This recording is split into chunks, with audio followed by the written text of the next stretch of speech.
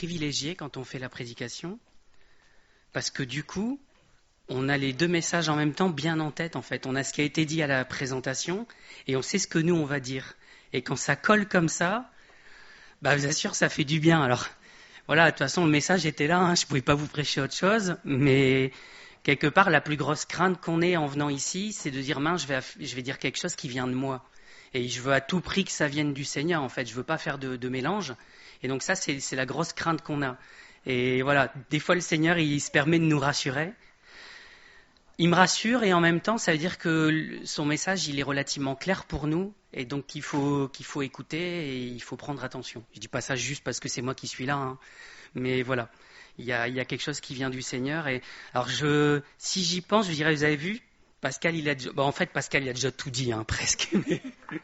Mais voilà, vous verrez, il y a plein de points communs. C'est vraiment rassurant de voir que le Seigneur, il nous parle, en fait. Alors, ça va porter sur un verset. Donc, j'ai pas voulu mettre de titre, parce que sinon, vous allez déjà réfléchir à ce que ça peut vouloir dire. Donc, le titre, je le donnerai à la fin. Et le verset, il va pas vous inspirer, je pense, comme il m'a pas inspiré. En fait, ce que je disais à Maïs ce matin, elle me dit « Ah, mais tu prêches sur quoi ?» Je me dis « Donc, vous avez un abonnement, vous ?» Hier, c'est pareil, ils m'ont demandé sur quoi je voulais prêcher. Je dis « Ça se dit pas avant. » Je dis « Je veux bien te donner le verset. »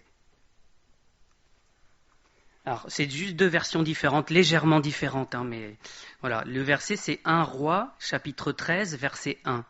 « Voici, un homme de Dieu arriva de Juda à Béthel par la parole de l'Éternel, pendant que Jéroboam se tenait à l'autel pour brûler des parfums. » Donc ça, c'était la version seconde. La version Martin, elle dit « avec la parole de l'Éternel ». En fait, il y a toute une série de variantes dans les traductions. Un homme de Dieu vient de Juda à Béthel pour annoncer la parole de l'Éternel, ou sur ordre de l'Éternel. Et alors que Jéroboam se tenait devant l'autel pour offrir des parfums, pour faire fumer de l'encens, pour offrir le sacrifice. Voilà, c'est globalement l'idée est la même, mais ça permet de bien ancrer dans nos têtes. Alors, quand le Seigneur, tu vas prêcher sur ça. Tu veux que je dise quoi ? Donc voilà, on ne sait pas. Et en fait, donc, je vais vous emmener dans la réflexion que j'ai eue sur ce passage-là, et vous allez voir que l'idée, elle est finalement relativement claire. Alors, de une, quand on ne sait pas où aller, on dit qui on a, où est-ce qu'on est, et qu'est-ce qu'on fait. Voilà, on va le faire ensemble. Donc, ça parlait, je reprends juste le verset, un homme de Dieu arriva de Juda à Béthel. Alors, l'homme de Dieu, du coup, voilà, c'est fait, c'est un homme de Dieu, j'en sais pas plus. Mais il vient pendant que Jéroboam se tient devant l'autel pour y faire brûler des parfums ou y offrir un sacrifice. Donc, Jéroboam, qui c'est ? Alors, normalement, Paul y en a parlé récemment, donc on doit pas être trop perdu là-dessus. Donc, Jéroboam, c'est le roi d'Israël. Alors, roi d'Israël, pas en totalité. Ça, normalement, c'est pareil, c'est une histoire qu'on a déjà dit très très souvent ici. Mais quand Salomon est mort, c'est son fils Roboam qui était censé prendre le pouvoir. Et vous savez qu'il a assez mal géré la situation. On lui a dit « Ah, Salomon était dur avec nous, faut nous lâcher un peu de lest, un peu de liberté. » Et donc il a été voir des anciens qui ont dit « T'as raison, ils ont raison, faut aller un peu plus doucement. » Et il a été voir ses copains qui ont dit « Serre un coup la vis, tu vas voir, montre-leur qui c'est le chef. » Bon, voilà. Ça a planté parce qu'il a écouté ses copains. Et du coup, ses copains, ses conseillers, ou ses ministres. Mais voilà, il a écouté ceux qui l'aimaient finalement, et ça lui a valu de perdre la quasi-totalité du royaume en fait. Ils sont restés avec lui Juda et Benjamin. Et les 10 autres tribus sont éloignées, et elles ont pris un autre roi qui est ce fameux Jéroboam dont on va parler maintenant. Tout ça avait été annoncé d'avance par Dieu, c'était pas une surprise. D'accord ? Il a fait que accomplir ce que Dieu avait annoncé. Alors j'ai des longs versets comme d'habitude, mais j'aime bien avoir tout le contexte. Donc ça c'est 1 Roi, versets 9 à 13. L'Éternel fut irrité contre Salomon parce qu'il avait détourné son cœur de l'Éternel, le Dieu d'Israël, qui lui était apparu 2 fois. Il y avait à cet égard défendu d'aller auprès d'autres dieux. Mais Salomon n'observa point les ordres de l'Éternel. Et l'Éternel dit à Salomon, « Puisque tu as agi de la sorte, que tu n'as point observé mon alliance et mes lois que je t'avais prescrites, je déchirerai le royaume de dessus toi, et je le donnerai à ton serviteur.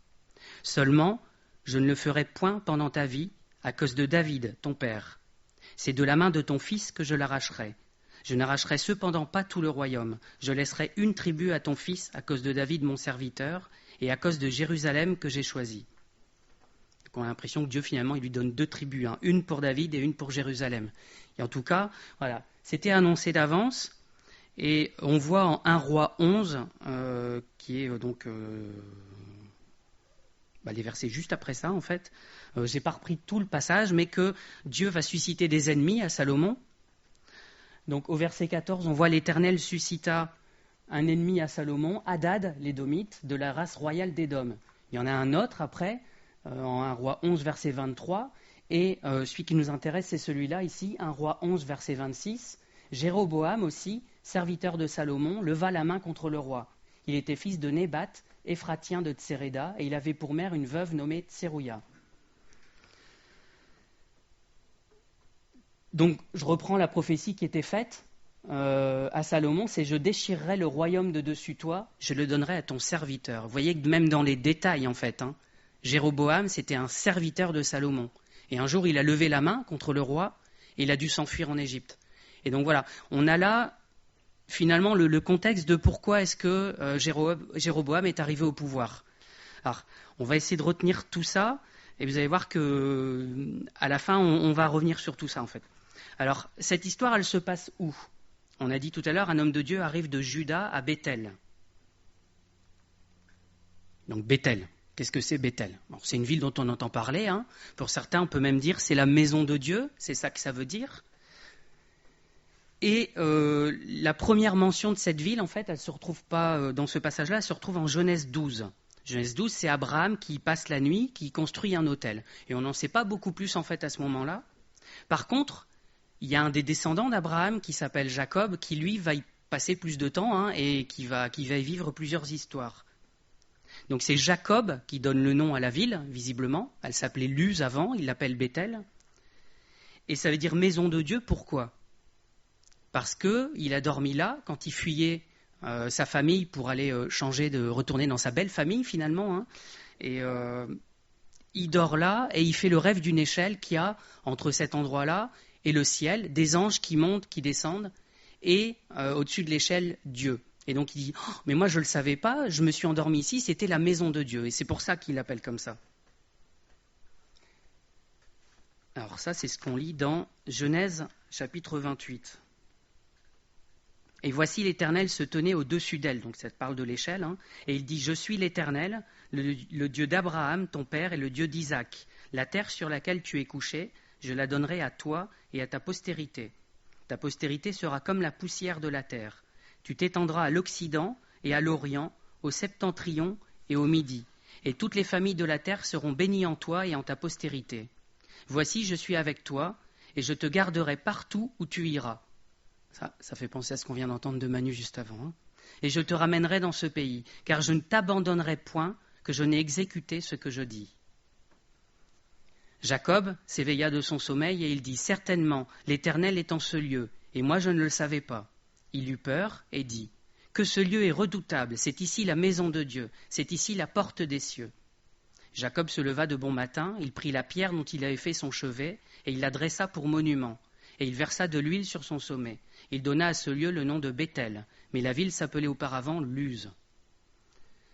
Donc pour résumer, Dieu il promet à Jacob de lui donner le pays, à lui et à sa descendance. En fait, il lui rappelle les promesses qui ont déjà été faites à Abraham. Et il dit qu'au travers de sa descendance, il sera une source de bénédiction pour toutes les familles de la terre. Dieu il promet à Jacob d'être avec lui et de jamais l'abandonner. Alors, qu'est-ce qui se passe encore à Béthel ? Alors, il va se passer quelques épisodes, mais en fait, le plus important pour moi, c'était celui-là. C'était l'épisode où Jacob, il voit cette échelle en rêve et il constate que c'est la maison de Dieu. Donc, plus tard, pendant la période des juges, les Israélites vont s'y réunir plusieurs fois, en fait. On a l'impression qu'ils vont se servir de cet endroit comme d'un lieu de rassemblement pour toutes les tribus. Quand il va y avoir des problèmes avec la tribu de Benjamin, ils vont se rassembler là et tenir conseil entre eux. Et on voit que Samuel, lui, il y passait régulièrement. Alors là, je l'ai affiché, Samuel 7, versets 15 à 16. Samuel fut juge en Israël pendant toute sa vie. Il allait chaque année faire le tour de Béthel, de Gilgal et de Mitzpah. Et il jugeait Israël dans tous ces lieux. Et dernier élément sur Béthel, avant d'arriver à notre passage, Il y avait aussi une fête de l'Éternel à Bethel. Ça, c'est ce qu'on lit dans Juges 21, verset 19. Et ils dirent, voici, il y a chaque année une fête de l'Éternel à Silo. Alors, c'est pas Bethel exactement, mais c'est juste au-dessus, qui est au nord de Bethel, à l'orient de la route qui monte de Bethel à Sichem et au midi de Lébona. Alors, j'aurais dû afficher une carte, mais je l'ai zappé de le mettre dans le diaporama. Quand vous voyez Jérusalem sur une carte, c'est quand même à peu près au milieu du pays, globalement. Bethel, c'est 20 km au-dessus à tout casser. Et après, on remonte encore Silo, qui est peut-être 10 km au-dessus, et on se retrouve après au-dessus à Samarie, qui est encore quelques dizaines de kilomètres au-dessus. Si je ne me trompe pas, il y a 50-60 bornes entre Jérusalem et Samarie, et donc toutes les villes entre les deux. Donc il y a une ligne droite qui part de Jérusalem et qui arrive à Samarie et qui passe par Bethel. Donc vous voyez que quand on voit cette histoire de Bethel, on se rend compte qu'il s'est passé quelque chose de fort finalement, Dieu qui s'y est révélé. Ça s'appelle la maison de Dieu pour une bonne raison.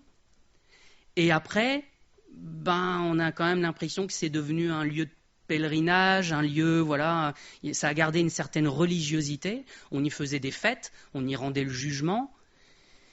Mais quand on arrive dans notre passage à nous, ça a encore dérivé un peu plus loin en fait. Et c'est pour ça que j'ai cité tout ça. Donc qu'est-ce qu'il fait Jéroboam à Bethel? On remet les morceaux ensemble. Maintenant, on a vu Jérôme, on a vu Bethel, on va regrouper les deux. Donc pour comprendre ça, il faut aussi prendre le passage qui est avant 1 Roi 11. Je pars un peu autour, mais voilà. Dans le passage avant, ça dit que Jéroboam, il a eu peur. Il a eu peur de quoi? Que les gens ils finissent par se dire, mince, le temple, il est à Jérusalem, il faut aller à Jérusalem, et qu'ils finissent par tous partir à Jérusalem, qu'ils se retrouvent roi d'un royaume où il n'y avait plus rien dedans. Et donc, il consulte lui aussi, ses copains, ses ministres, sa famille. Et après s'être consulté, 1 Roi 12, verset 28, le roi fit 2 veaux d'or, et il dit au peuple, assez longtemps vous êtes monté à Jérusalem, Israël. Voici ton Dieu qui t'a fait sortir du pays d'Égypte. Et donc, où est-ce qu'il est mis, ces veaux d'or? Vous avez bien compris. Il y en a un qui est mis à Dan, qui était un peu plus loin, et l'autre qui est mis à Bethel. Et donc on voit cette histoire de Bethel qui se dégrade au fur et à mesure finalement de l'histoire, avec réellement Dieu qui apparaît, qui parle, et à la fin on se retrouve avec un veau d'or qui remplace Dieu. Alors on ne sait pas trop dans quelle optique exacte il l'a fait Jéroboam, ça c'est pas écrit. On ne sait pas, peut-être qu'il s'est dit, on va faciliter les choses aux gens en fait. Plutôt que d'aller à Jérusalem de l'autre côté, on va faire un veau d'or, et il leur dit bien, voici Israël, voici ton Dieu qui t'a fait sortir du pays d'Égypte. Donc peut-être qu'ils se disaient, les gens ils savent bien que c'est qu'une représentation, d'accord? C'est pas un mal en fait, on sait très bien que c'est le Dieu d'Israël qui est derrière. C'est juste qu'on a mis une forme différente parce que voilà, c'était plus pratique. Bon, sauf que c'était pas une très très bonne idée. Jéroboam, il aurait dû savoir que le veau d'or, ça a un écho historique qui fait mal pour le peuple d'Israël. Vous savez comme moi, dans le désert, Moïse va être sur la montagne. Alors là aussi, il y a un contraste qui est fort. Moïse, il reçoit la parole de l'Éternel sur la montagne. Il reçoit les lois de la main de l'Éternel, c'est écrit. Et pendant ce temps-là, le peuple, il dit, mais il est parti où? Ils ont eu peur. Et ils ont dit à Aaron, fais-nous un Dieu. Et à Aaron, il leur dit la même chose. Voici Israël, ton Dieu, qui t'a fait sortir d'Égypte. Donc, est-ce que Jéroboam l'a fait consciemment? On a envie de dire oui, parce que voilà, il ne peut pas ne pas savoir ça de l'histoire. Ou alors, il est très ignorant et on se demande ce qu'il fait là. Alors, il fait d'autres bonnes choses, Jéroboam. Il y avait une espèce de monopole à l'époque. Vous savez, le monopole, on n'aime pas maintenant. On a tendance à vouloir un peu de concurrence, ça baisse les prix vers le bas, c'est plus pratique, ça donne du choix aux consommateurs. C'est la même chose avec ça. Il s'est dit, en fait, il y a les Lévites qui ont le monopole du temple, avec les sacrificateurs qui sont aussi issus de la famille des Lévites. C'est pas pratique du tout. Il faut aller à Jérusalem en plus à chaque fois. Et donc, il a cassé le monopole. Il s'est dit, maintenant, tout le monde pourra être sacrificateur. Celui qui le voudra, il le sera. C'est vachement bien. C'est vachement bien parce que du coup, au lieu d'avoir des gens qui sont forcés parce que c'est de famille, ils y vont volontairement. Et donc, on n'a que des sacrificateurs qui sont volontaires là-dedans. Très très bonne idée. Donc il a libéralisé la profession et n'importe qui pouvait devenir sacrificateur. Ça c'est ce qu'on voit dans 1 Roi, chapitre 12, verset 31, et donc c'est ce qui précédait tout juste le verset sur lequel je veux parler à la fin. Jéroboam fit une maison de haut lieu, et il créa des sacrificateurs pris parmi tout le peuple et n'appartenant point aux fils de Lévi. Il établit une fête au 8e mois, le 15e jour du mois, comme la fête qui se célébrait en Juda. Et il offrit des sacrifices sur l'autel. Voici ce qu'il fit à Béthel, afin que l'on sacrifiât au veau qu'il avait fait. Il plaça à Béthel les prêtres des hauts lieux qu'il avait élevés. Et il monta sur l'autel qu'il avait fait à Béthel. Le 15e jour du 8e mois, mois qu'il avait choisi de son gré. Il fit une fête pour les enfants d'Israël, et il monta sur l'autel pour brûler des parfums. Et c'est comme ça qu'on se retrouve à 1 Roi 13, verset 1, qui dit « Un homme de Dieu vint de Juda à Béthel, pendant que Jéroboam était à l'autel. » Alors, c'est quoi le problème dans tout ça ? Normalement, tel que je voulais amener, vous allez penser à peu près comme moi, je pense, c'est que Jéroboam, il n'a pas fait du tout la volonté de Dieu. Il a fait ce que lui, on a lu tout à l'heure, il a mis une date, une nouvelle fête, comme ce qui se faisait à Jérusalem, comme ce qui se faisait en Juda, mais il l'a mis de son gré, il l'a choisi lui-même, il a fait ce qu'il a voulu. Il a nommé les sacrificateurs lui-même aussi. Il a fait les veaux d'or, il les a placés où lui le voulait. Donc vous voyez qu'il était loin de la volonté de Dieu. La volonté de Dieu, elle était claire. Alors je vais repasser encore un peu de temps pour l'expliquer, mais voilà, je veux que ça soit bien clair dans nos têtes. Oui, ça je vous l'ai lu. Il y avait des règles qui étaient posées par Dieu en fait dans tout ça. C'est pour ça que je dis que Jéroboam, il n'en a fait qu'à sa tête, qu'il a fait que sa volonté, parce qu'il y avait des règles qui étaient très très claires. Alors, on les connaît, c'est juste qu'on n'a pas toujours les versets qui viennent appuyer ça. Donc je vais juste citer quelques versets, j'espère que j'en ai pas mis trop, mais normalement on a le temps de les voir. Donc, Dieu avait dit que son temple, il serait à Jérusalem, et pas ailleurs. Alors il y a eu une période avant le temple, effectivement, où il y avait des sacrifices qui étaient faits un peu ailleurs. On a parlé de Samuel tout à l'heure, il venait faire un sacrifice tous les ans à Silo.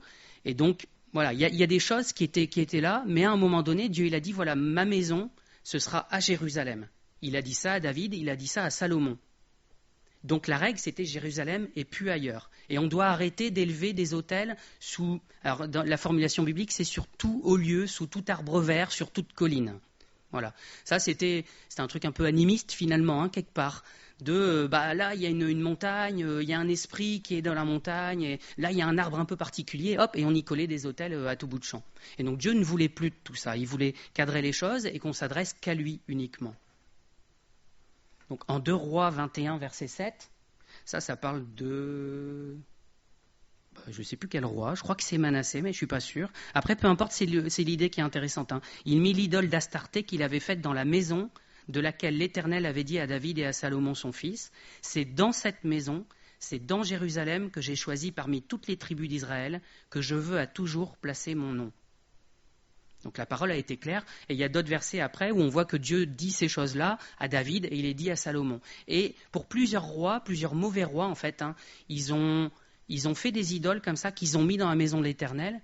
Et le passage, à chaque fois, il répète ça. Il dit, ils ont mis ça dans la maison où j'avais dit que mon nom allait résider. Donc c'est vraiment quelque chose de fort pour Dieu. C'est pas juste une lubie, quelque chose, voilà. Dieu avait dit, c'est comme ça et je le décide comme ça. C'est pour ça que Jéroboam, il désobéit de manière flagrante, en fait.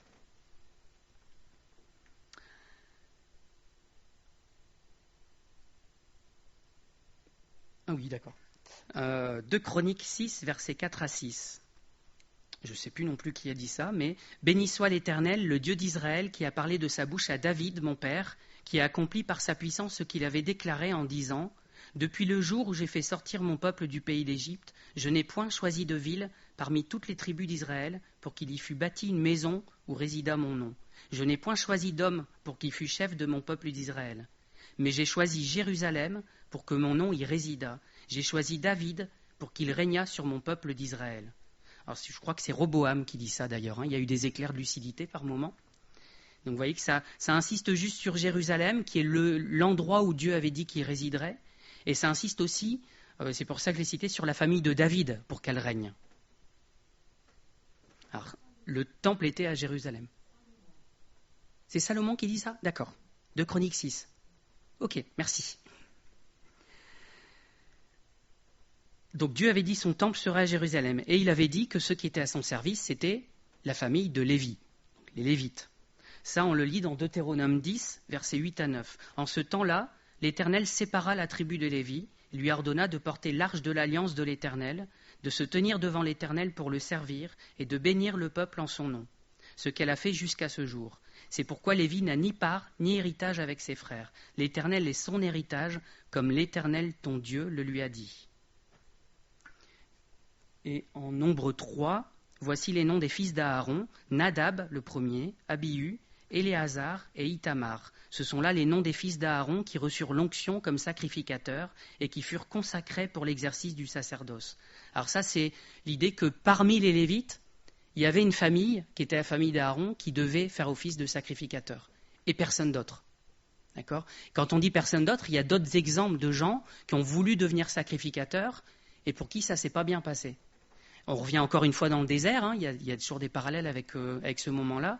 Dans le désert, en Nombre 16, alors je n'ai pas mis tout le chapitre, sinon ça va faire beaucoup, mais on voit Coré, Dathan et Abiram qui se sont soulevés avec 250 personnes. Alors Coré, Dathan et Abiram sont des Lévites. C'est ça qui est terrible. Ce n'est pas juste une autre tribu qui serait jalouse, c'est des Lévites. Et ils se sont soulevés contre Moïse en disant « Oui, il n'y a pas de raison que ça soit toi et Aaron qui soyez sacrificateurs. Nous aussi, on est saints. Nous aussi, on a été choisis par l'Éternel. Nous aussi, on peut offrir des sacrifices. » Moïse, il leur répond, en Nombre 16, versets 8 à 11, Moïse dit à Coré « Écoutez donc, enfants de Lévi. Est-ce trop peu pour vous que le Dieu d'Israël vous ait choisi dans l'assemblée d'Israël, en vous faisant approcher de lui, afin que vous soyez employés au service du tabernacle de l'Éternel et que vous présentiez devant l'assemblée pour la servir? Il vous a fait approcher de lui, toi et tous tes frères, les enfants de Lévi, et vous voulez encore le sacerdoce? C'est à cause de cela que toi et toute ta troupe vous vous assemblez contre l'Éternel. Car qui est Aaron pour que vous murmuriez contre lui? Ce qu'on voit aussi dans ce passage-là, c'est que ce n'est pas juste une révolte, c'est ce que dit Moïse, contre Aaron ou contre Moïse ou les deux.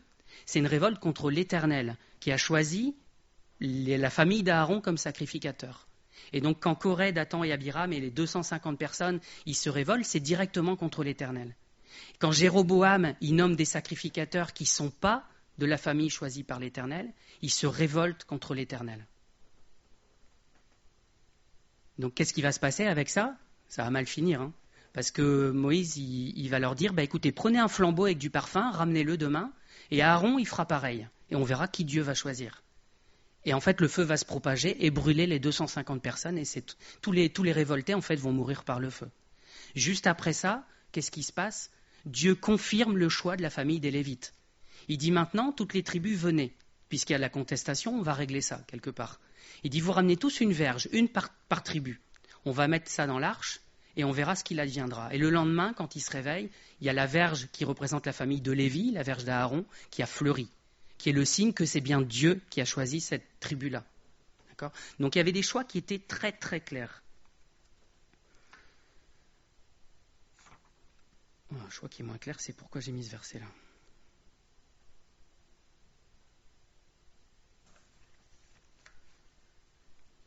Alors ça, c'est Deutéronome 12, versets 11 à 14. Alors il y aura un lieu que l'Éternel, votre Dieu, choisira pour y faire résider son nom. En fait, ce verset-là, il regroupe presque les trois idées. C'est que Dieu voulait mettre son nom à Jérusalem, voulait que ce soit les Lévites qui le servent et que les sacrificateurs n'étaient pas n'importe qui. Donc c'est là que vous présenterez tout ce que je vous ordonne.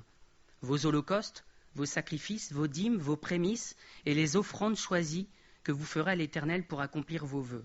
C'est là que vous vous réjouirez devant l'Éternel votre Dieu, vous, vos fils et vos filles, vos serviteurs et vos servantes, et le Lévite qui sera dans vos portes, car il n'a ni part ni héritage avec vous.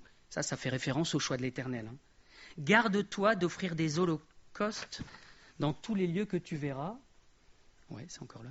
Mais tu offriras tes holocaustes au lieu que l'Éternel choisira dans l'une de tes tribus, et c'est là que tu feras tout ce que je t'ordonne. Donc l'ordre de Dieu, il était clair. Ça, c'est donné par Moïse, donc même avant la construction du temple, en fait. Il dit, il y aura un lieu qui sera choisi par Dieu, il y a une manière de faire qui est choisie par Dieu, et tu feras tout de cette manière-là. Voilà. Donc j'étais un petit peu lourdingue sur cette partie-là, je suis désolé, mais voilà. Là, on a fini l'introduction, comme dirait Daniel Scherer.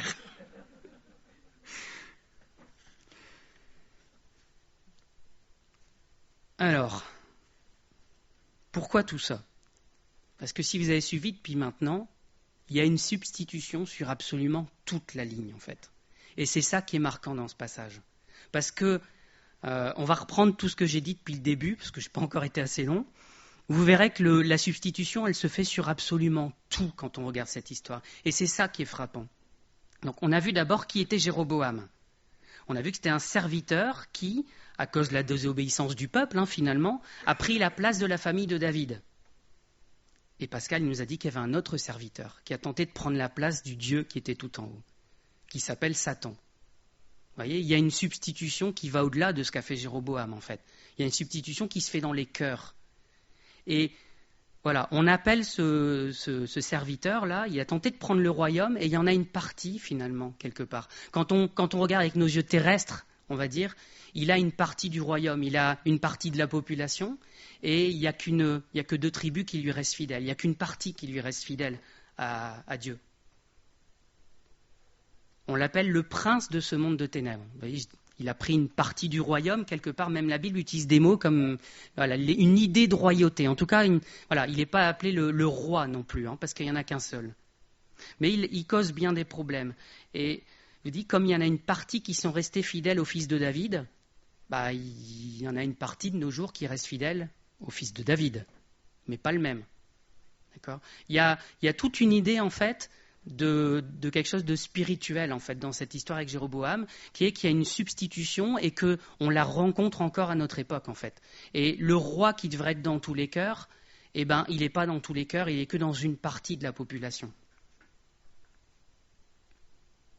Alors, il y a une promesse qui a été faite à David. C'est pour ça que je parle d'un autre fils de David. C'est en 2 Samuel 7, versets 12 à 16. « Quand tes jours seront accomplis, que tu seras couché avec tes pères. » Donc je redonne juste l'info, c'est que c'est Nathan qui dit ça à David.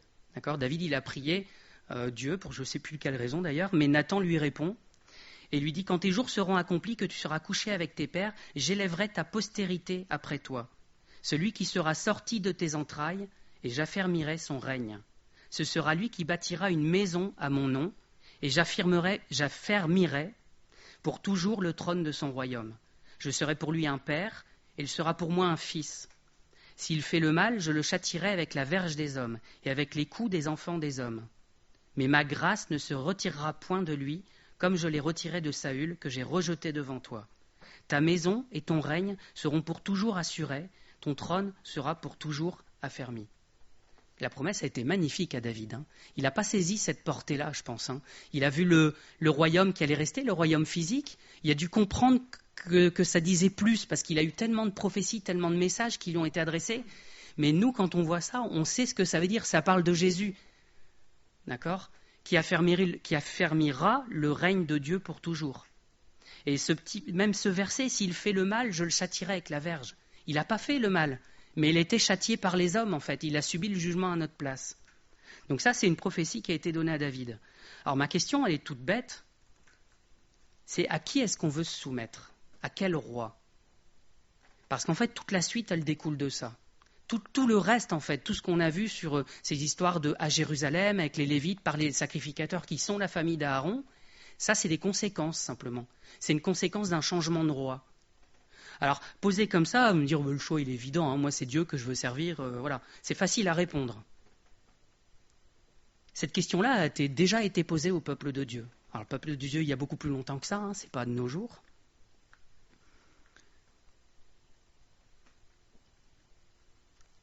Elle est posée au peuple de Dieu par Josué. Josué au chapitre 24 et à partir du verset 14. Alors je vais lire longtemps aussi, mais voilà, tout ce que je lis dans la Bible, c'est pas moi qui le raconte, comme ça on est sûr de ne pas faire de bêtises. Donc Josué, il dit au peuple, maintenant, craignez l'Éternel, servez-le avec intégrité et fidélité. Faites disparaître les dieux qu'ont servi vos pères de l'autre côté du fleuve et en Égypte, et servez l'Éternel. Ça aussi, on l'a entendu tout à l'heure. Faites disparaître les autres dieux. Si vous ne trouvez pas bon de servir l'Éternel, choisissez aujourd'hui qui vous voulez servir. Ou les dieux que servaient vos pères au-delà du fleuve, ou les dieux des Amoréens dans le pays desquels vous habitez. Moi et ma maison, nous servirons l'Éternel. Le peuple répondit, Loin de nous la pensée d'abandonner l'Éternel et de servir d'autres dieux, car l'Éternel est notre Dieu. C'est lui qui nous a fait sortir du pays d'Égypte, de la maison de servitude, nous et nos pères. C'est lui qui a opéré sous nos yeux ces grands prodiges, qui a fait et qui nous a... Oh, j'ai perdu ma ligne. C'est lui qui nous a fait sortir du pays d'Égypte, de la maison de servitude, nous et nos pères. C'est lui qui a opéré sous nos yeux ces grands prodiges et qui nous a gardés pendant toute la route que nous avons suivie et parmi tous les peuples au milieu desquels nous avons passé. Il a chassé devant nous tous les peuples et les Amoréens qui habitaient ce pays. Nous aussi, nous servirons l'Éternel, car il est notre Dieu. Là aussi, la réponse a été facile, quelque part. Oui, on va servir l'Éternel, notre Dieu. Et il le répète après. Josué, il dit au peuple, vous n'aurez pas la force de servir l'Éternel, car c'est un Dieu saint, c'est un Dieu jaloux. Il ne pardonnera point vos transgressions et vos péchés. Lorsque vous abandonnerez l'Éternel et que vous servirez des dieux étrangers, il reviendra vous faire du mal, et il vous consumera après vous avoir fait du bien. Le peuple dit à Josué, non, car nous servirons l'Éternel. Josué dit au peuple, vous êtes témoins contre vous-même que c'est vous qui avez choisi l'Éternel pour le servir. Et ils répondirent, nous en sommes témoins. Et cette dernière phrase encore, ôtez donc les dieux étrangers qui sont au milieu de vous, et tournez votre cœur vers l'Éternel, le Dieu d'Israël. Même quand 2 fois ils disent nous servirons l'Éternel, on a l'impression d'un enthousiasme, non, on va le servir. Mais ils ont encore des dieux étrangers dans leur cœur. Ils ont encore des dieux étrangers. Et j'aime bien le rappeler, mais on est en train de parler du peuple de Dieu là. Ce n'est pas un peuple païen, ils s'adressent au peuple de Dieu et eux-mêmes ils le reconnaissent. Ils disent c'est l'Éternel qui est notre Dieu, c'est lui qui nous a fait sortir du pays d'Égypte, c'est lui qui nous a délivrés, c'est lui qui a opéré tous ces prodiges, c'est lui qui nous a gardés pendant toute la route qu'on a suivie. Il a fait tout ça pour nous, on le reconnaît. Mais ils avaient encore des dieux étrangers dans leur vie. C'est terrible comment on peut vivre des choses avec le Seigneur et pour autant avoir encore une partie qui ne lui appartient pas quelque part. Alors, la réponse de Josué, elle est forte. Alors, je ne vais peut-être pas souligner dans celui-là. Diapo 24.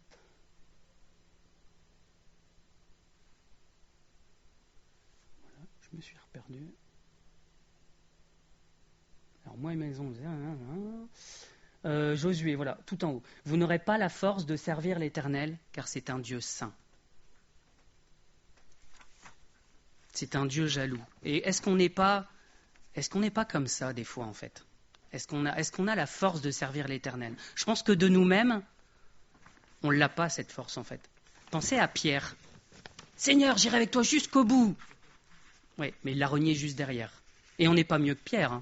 On aurait tendance à se moquer de Pierre. Oui, mais nous maintenant, on a le Saint-Esprit, on connaît, c'est différent. C'est pas différent pour autant.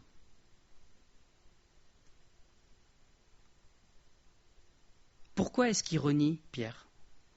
Parce qu'il a peur de ce que les gardiens vont dire, de ce que les soldats romains vont dire, de ce qui va se passer pour lui, de ce qu'il pourrait risquer en fait. Il n'a pas la force de servir l'Éternel parce que ses exigences sont trop dures. Alors c'est un premier encouragement que je peux laisser ce matin, je ne veux pas être méchant tout du long, c'est qu'on n'a pas la force de le servir nous-mêmes. Il faut le reconnaître, c'est le premier point. Voilà. Ça, c'est la base de tout. Et je crois que la plus belle chose qu'on puisse faire, c'est d'aller devant lui et dire « Seigneur, même la volonté, je ne l'ai pas complètement. » Et lui, il va le faire en fait. Quand Josué dit « Vous n'avez pas la force de le faire parce que ces exigences sont trop dures », on entend le sermon sur la montagne aussi. C'est impossible pour nous, on est dans l'incapacité de faire tout ça. Et il faut en arriver à ce constat-là et venir à Dieu. Parce que Dieu, lui, il nous donne la force de le faire. Alors on le lit ça en Philippiens 2, c'est un verset très connu, Philippiens 2, verset 13. C'est Dieu qui produit en vous le vouloir et le faire selon son bon plaisir. C'est Dieu qui crée même la bonne volonté dans nos cœurs. Et donc, si on a l'humilité de venir à lui, dire « Seigneur, c'est vrai que partiellement, je veux te servir, sinon je ne viendrai pas devant toi, mais il y a encore des choses qui ne sont pas à 100%, et il le fera le reste en fait. » Et c'est ça le premier point qui est important. Donc, qu'est-ce qui était dans le cœur du peuple ? C'est qu'il y avait d'autres dieux, donc il y avait un autre roi que le roi qu'il devait avoir. C'est-à-dire, tout du long, en fait, on voit la substitution dans le cœur du peuple de Dieu. Au lieu d'avoir Dieu pour roi directement, ils ont demandé un autre roi. Ils avaient d'autres idoles. Et il y a toujours eu quelque chose qui a pris la place de Dieu, en fait. La grande substitution 2, le retour. Le changement de culte. Ce que je vous ai dit tout à l'heure, en fait, c'est que le changement du culte, c'est juste une conséquence du changement de roi. Et là, on voit que Jéroboam a pris la place du peuple d'Israël, et en conséquence de ça, il met en place tout un nouveau culte, en fait. Il met en place un culte qui soit plus à Jérusalem, plus fait par les Lévites, et plus avec des sacrificateurs qui sont les fils d'Aaron. Mais c'est uniquement une conséquence. C'est pour ça que ce que j'ai dit juste avant, c'était ça le plus important. Vous pourriez presque partir, mais ne le faites pas. Le plus important, c'était quel est notre roi. Et vous voyez qu'on peut dire facilement, ouais, mon roi c'est l'Éternel. Ben, ouais, c'est pas si facile à dire que ça. C'est pas que c'est difficile à dire, mais on peut le dire avec légèreté. Et il faut que notre cœur il soit 100% à lui. Comme ce qui s'est passé entre Josué et le peuple à ce moment-là. Alors on a vu Bethel tout à l'heure. On a vu que c'était appelé comme ça parce que Dieu s'y est révélé à Jacob, c'était la maison de Dieu. Et je crois sincèrement qu'au départ, c'était la maison de Dieu. Dieu avait dit, voilà, je visite Jacob, il a été à cet endroit-là. Sauf qu'après, ça a glissé. Et on en arrive à la fin à quoi ? À Bethel qui héberge un veau d'or et qui remplace Dieu. Dans les propos de Jéroboam, c'est très clair. Israël, voici ton Dieu qui t'a fait sortir d'Égypte. Ça remplace Dieu. C'est encore une substitution dans notre cœur, en fait. Et c'est terrible de voir une ville qui a pu connaître ça, et ça a probablement glissé un petit peu à la fois, en fait. Il y a eu quelque chose de sincère au moment où Jacob était là, il y a peut-être eu quelque chose de sincère un peu à la suite, et après, on en a fait un lieu de pèlerinage, on en a fait un lieu où on offrait des sacrifices, et puis ça a glissé jusqu'à arriver à mettre un veau d'or à cette place-là. Et je crois que le danger, c'est ça dans nos cœurs. C'est pour ça que quand on pose la question, c'est qui ton roi ? Ouais, c'est l'Éternel. Oui, posé comme ça, c'est évident. Mais la substitution, elle ne se fait pas d'un seul coup, en fait. Même si là, au niveau des rois d'Israël, ça a été brutal. Mais dans nos cœurs, je crois que ce n'est pas comme ça que ça se passe. Le malin, il est malin, c'est son nom. Et donc, il va changer les choses progressivement. Il va changer par ce qui était institué par Dieu. Et il va mettre ce que lui, il met, autre chose, peu importe, tant que ce n'est pas ce qui vient de Dieu, en fait. Et il le fait progressivement, de manière à ce qu'on ne le voit pas. Et donc c'était aussi l'encouragement que je voulais laisser ce matin, c'était de régulièrement s'examiner nous-mêmes et de regarder, est-ce que ce que je fais, c'est bien ce que Dieu m'a demandé de faire ? Est-ce que je le fais à la manière que lui, il a décidé ? Parce que Jéroboam, quelque part, on dirait, il offre encore des sacrifices à Dieu, il a créé plein de sacrificateurs pour ça. Enfin, voilà, vu de loin, ça pouvait ressembler encore à quelque chose. Mais ce n'était pas selon la manière que Dieu avait dite. Et donc, c'était une désobéissance, c'était une rébellion.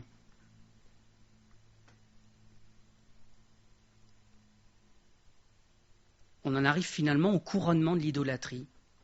Quand on voit que ces gens, ils adoraient le veau d'or en disant, voici, c'est Israël, c'est notre Dieu, c'est lui qui nous a sortis du pays d'Égypte. On est arrivé au summum de l'idolâtrie, parce que tant que c'est quelque chose d'autre qui n'a pas le même nom que Dieu, mais quand ça prend le nom de Dieu, que ça prend sa place, c'est ça l'idolâtrie en fait.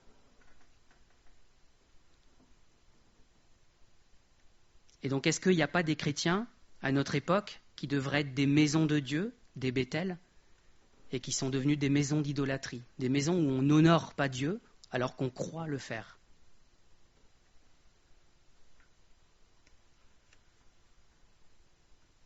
Le culte, il ne devait pas se faire à Bethel, mais à Jérusalem. Alors, on a passé un certain temps, et donc on a vu que Jéroboam, il a tout changé finalement, sur toute la ligne. Le roi est changé, c'est plus la famille de Juda, le lieu est changé, la manière de faire, voilà, tout a été transformé progressivement pour désobéir à Dieu. C'était juste une désobéissance, comme Coré, Dathan et Abiram, il s'est dit, tiens, moi c'est moi-même qui vais même faire les sacrifices. Il a pris un rôle qui n'était pas le sien. Comme chez les hommes et chez les femmes, il y a des rôles différents aussi, et que chacun il doit faire son rôle. Comme ça on aura fait le lien avec encore une autre personne. On ne peut pas honorer Dieu en lui désobéissant. C'est impossible. Et donc des fois, on peut croire, lui offrir des sacrifices, faire des choses, mais si ce n'est pas fait de la manière dont il l'a décidé, et qu'on le sait, alors on lui désobéit, on ne l'honore pas. Et en écrivant ça, je pensais à certaines églises maintenant qui sont pas ouvertement contre l'avortement. J'ose pas dire pour. Je sais pas comment on peut dire pour l'avortement, mais bon. Qui tolèrent le divorce, qui tolèrent l'homosexualité, qui tolèrent tout un tas d'autres péchés, qui tolèrent l'appât de l'argent, qui tolèrent, on peut en citer comme ça des dizaines et des dizaines. Est-ce qu'on n'est pas là dans un moment d'idolâtrie finalement? On a tout remplacé, ce que Dieu avait donné, et on l'a remplacé par ce que nous, on a envie de faire finalement. Je pense que quand on en arrive là dans les églises, on a substitué la parole de Dieu par ce que nous, on a envie de faire. Et pourquoi on le fait? Enfin, pas ici, on essaye de ne pas le faire. Pourquoi ces choses, elles arrivent? Parce que les exigences de Dieu, elles sont trop dures. Vous n'aurez pas la force de le servir, il disait Josué. Et je pense que quand on est à ce constat, si on se dit j'ai pas la force de le faire, c'est parce qu'on est encore dans la religion, dans la religiosité. Et ça aussi, ça a été dit tout à l'heure. Et tant qu'on est là-dedans, les exigences de Dieu, elles sont trop dures. Tant que je suis une religion, que je suis des rites, des habitudes, des méthodes, je ne sais pas trop comment on peut le dire, c'est trop dur en fait, c'est impossible. Et donc on va avoir tendance à adapter les choses et à les substituer pour que ça soit quelque chose de plus tolérable pour nous. Mais je crois qu'on fait tous ça en fait, à un certain niveau. Sinon, on serait beaucoup plus nombreux à le servir et on irait beaucoup plus loin, même quand on le sert, on irait beaucoup plus loin que ça. Et c'est la réflexion qu'on se fait avec Maï depuis un moment. Maintenant, on se dit, mais à quel point est-ce qu'on connaît bien le Seigneur? Je crois que si on le connaissait plus, on irait beaucoup plus loin avec lui. Et donc, il y a une connaissance qui n'est pas encore suffisante de lui. Il nous faut plus que ça. Et ça veut dire qu'il reste encore une part presque de religion, de religiosité, en fait. Et il faut que ça soit remplacé. Cette idolâtrie, cette manière un peu de culte païen de faire les choses, ça soit remplacé par ce que Dieu veut et une obéissance en fait. Il y en a un autre qui a désobéi à Dieu en offrant lui-même les sacrifices. Ça aussi, normalement, on le connaît bien. Dans 1 Samuel 15, verset 22, c'est Saül, effectivement. Samuel lui avait dit, voilà, tu vas aller faire la guerre, mais surtout tu m'attends. J'offrirai le sacrifice à l'Éternel, et après seulement tu pourras y aller. Et donc Saül y va, je crois que c'est sur le mont Gilgal, et il attend, puis comme Samuel il tarde, qu'est-ce qu'il fait? Il a peur, on y revient encore une fois, il a peur, et plus ou moins il se fait violence, en tout cas c'est ce qu'il dira à Samuel, il offre lui-même le sacrifice parce qu'il voit que les gens sont en train de s'éparpiller et que ça va mal se passer, il offre lui-même le sacrifice, et au moment où il est en train d'offrir le sacrifice, et il y a Samuel qui arrive. Un homme de Dieu vint à Gilgal avec la parole de l'Éternel et lui dit, parce que tu as désobéi, je te retire la royauté. C'est terminé maintenant. Je vais la donner à un autre.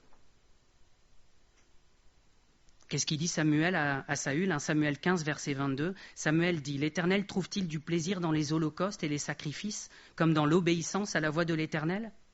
Voici l'obéissance vaut mieux que les sacrifices, et l'observation de sa parole vaut mieux que la graisse des béliers. Car la désobéissance est aussi coupable que la divination, et la résistance ne l'est pas moins que l'idolâtrie et les téraphins. Puisque tu as rejeté la parole de l'Éternel, il te rejette aussi comme roi. Alors j'ai souligné les deux parce que les deux sont intéressants, enfin tout est intéressant, mais voilà, l'obéissance vaut mieux que les sacrifices. Quand on remet ça dans le contexte avec Jéroboam, il a offert des sacrifices, c'était pas ça le souci. Mais Dieu lui demandait d'obéir. Et presque, j'allais dire l'inverse, ou voilà, la négative aussi, la désobéissance est aussi coupable que la divination. Ça ne nous viendrait pas à l'idée d'aller voir des devins, d'aller voir des choses qui sont obscures comme ça. Et pourtant, la désobéissance est aussi coupable que ça. Ça aussi, c'est important pour nous. Ça met vraiment l'accent sur une obéissance sans faille à Dieu. Et on revient à ce que dit Josué, qui est que de nos propres forces, c'est pas possible. On a besoin du soutien de l'Éternel pour faire ça. Alors, conclusion temporaire. Parce que vous doutez bien que je ne peux pas m'arrêter là. On va y revenir plus tard, avec un côté peut-être un peu plus pratique. Voilà, ça c'était peut-être un peu théorique, mais il y a trop de choses à dire pour le faire en une seule fois. On est arrivé à moins le quart, c'était que l'introduction. Vous doutez qu'il y a aussi une autre substitution dont je ne peux pas me passer de parler, qui a eu lieu et qui est la bonne substitution en fait. Il y en a un qui a pris notre place sur la croix pour nous. Et ça, c'est une bonne substitution. Donc je ne peux pas parler de substitution sans parler de ça. Mais je ne voulais pas le faire en 5 minutes à la fin, donc voilà, on y reviendra une autre fois. En attendant, on peut déjà méditer sur ces choses-là. Ça ne fait pas beaucoup de questions, mais ça fait déjà de quoi bien tourner dans nos têtes. Hein. Est-ce qu'on est bien soumis au bon roi? Ou est-ce que, finalement, discrètement, on l'a substitué et qu'on a mis quelqu'un d'autre à sa place? Ce quelqu'un d'autre, si vous écoutez Pascal parler, souvent, c'est moi. C'est moi qui prends la place. Et c'est moi qui, voilà, la parole, elle dit ça, mais bon, vous savez, à cette époque-là, c'était pas pareil, et donc, hop, on adapte, et puis on glisse, et on se retrouve à se trouver des excuses, à reformuler un peu, à adapter l'interprétation, et on fait plus comme c'est écrit. Alors, je dis pas qu'il n'y a pas d'interprétation, le texte est écrit à une autre époque, dans une autre culture, il faut faire attention, mais on se sert de ça pour adapter les choses et pour les rendre plus faciles à supporter. Et donc, du coup, on est, nous, devenus celui qui met les règles.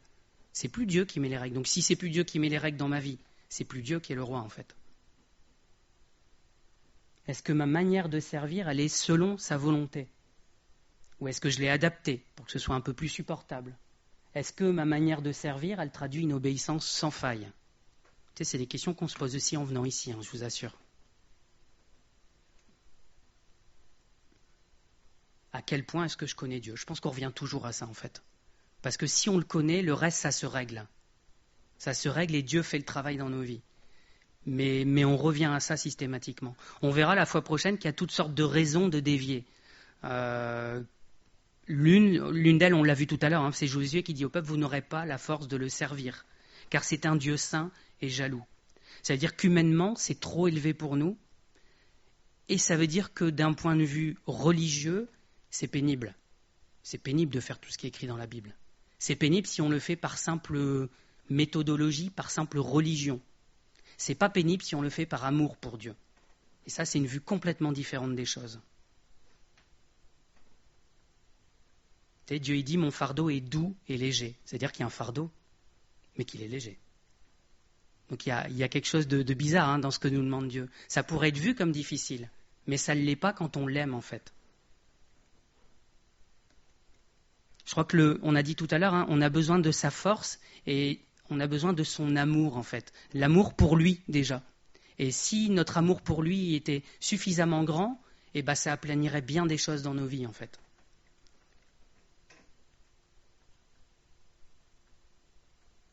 On pourrait être tenté de dire à Dieu, comme Saül, hein, mais j'ai fait des sacrifices pour toi Seigneur. J'ai fait ci, j'ai fait ça, tu vois le temps que ça me demande de faire ça, je vais voir un tel, ou voilà, on peut imaginer toutes sortes de choses qu'on fait, même au plus simple service dans l'église, hein, on pourrait dire, mais ça, Seigneur, je fais quand même ça pour toi, tu vois. Et on se trompe quand on fait ça. Parce que Dieu, il ne demande pas des sacrifices, on l'a vu tout à l'heure, il demande de l'obéissance. Maintenant, si c'est ce que Dieu nous a demandé et qu'on le fait, c'est très bien. C'est de l'obéissance et il faut continuer. C'est pas, je dis pas arrêtez de faire tout et puis attendez juste et puis obéissez. Je pense que si on s'arrête et qu'on fait ça, ben on n'obéit pas. Hein. Quelque part, Dieu il a du boulot pour tout le monde et il faut qu'on s'y mette. Mais voilà, Dieu il pourrait nous dire, t'as fait tout ça, mais est-ce que tu m'obéis réellement? Et donc je vais vous laisser avec cette dernière question. Tu fais tout ça, mais est-ce que tu m'obéis réellement? Je vais prier pour terminer.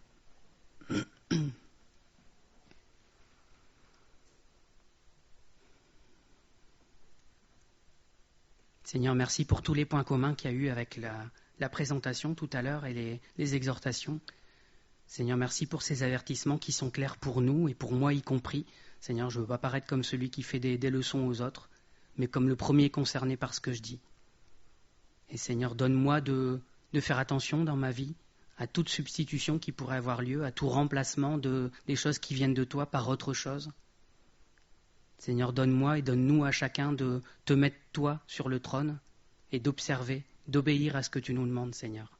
Seigneur, tu as tellement de choses à faire pour nous et nous sommes durs d'oreille, moi y compris. Seigneur, donne-nous la volonté, donne-nous le faire, parce que c'est toi qui le donnes selon ton bon plaisir. Et Seigneur, nous voulons venir devant toi et te réclamer ces choses, te réclamer même de la bonne volonté dans l'obéissance. Seigneur, donne-nous ton esprit, donne-nous ton amour. Merci parce que c'est ça qui nous permet de faire les choses que tu demandes avec joie, avec plaisir. Seigneur, c'est un plaisir de te servir, de t'honorer et de t'obéir. Et Seigneur, que ça puisse être le cas pour chacun d'entre nous ce matin. Amen.